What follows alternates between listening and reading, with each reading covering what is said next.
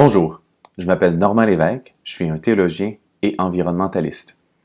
J'ai étudié la science pour mieux comprendre comment le monde fonctionne et j'ai étudié la théologie, notamment parce que je portais toutes sortes de questions existentielles comme quel est le rôle de l'être humain, comment tout est apparu à partir de rien. J'ai complété une maîtrise en théologie pratique qui portait sur la pastorale de la création et j'ai un diplôme en éducation relative à l'environnement. En 2005, j'ai senti un appel de Dieu à prendre soin de l'environnement et à accompagner l'Église dans un virage vert. Au début, j'étais vu comme un hérétique.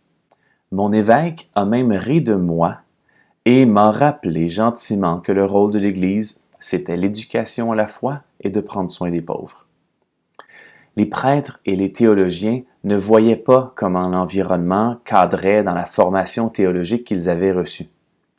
J'ai même été congédié injustement d'un organisme d'Église à cause de cette incompréhension.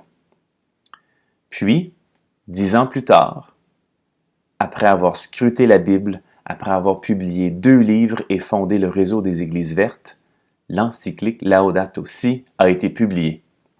Le 18 juin 2015, le pape François, dont le nom vient de François d'Assise, un saint patron des écologistes, a publié cette lettre encyclique Laudato Si sur la sauvegarde de la maison commune.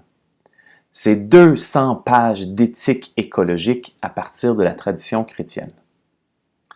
À partir de ce moment-là, beaucoup de choses ont changé et la protection de la création de Dieu a commencé à être prise au sérieux en Église.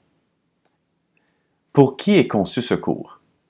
Eh bien, pour les catholiques qui veulent lire un document écrit par le pape François, pour les chrétiens qui veulent lire un document qui résume bien une éthique écologique à partir de la Bible, pour les croyants d'autres religions qui portent une vision spirituelle de l'environnement naturel, et dans le fond, pour toutes les personnes de bonne volonté qui ont la vie de la planète à cœur.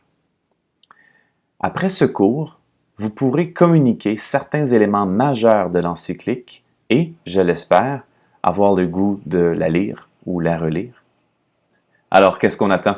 Allons-y!